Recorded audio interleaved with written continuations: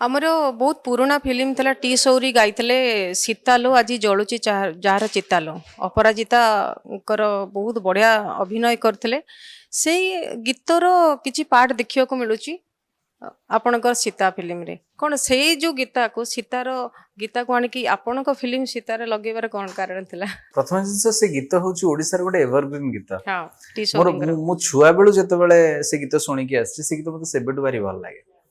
ତେଣୁ ଆଜିକାଲି ରିପ୍ରାଇଜ୍ର ଜମାନା ଅଛି, ତେଣୁ ଚେଷ୍ଟା ଥିଲା ଯେ ସେଇ ଗୀତକୁ ଏକ ନୂଆ ତରିକାରେ ଆମେ ରିପ୍ରେଜେଣ୍ଟ କରିବା।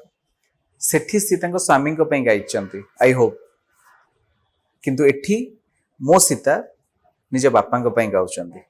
ଇମୋସନ ଫରକ ହଉଛି କେବଳ ଏତିକି।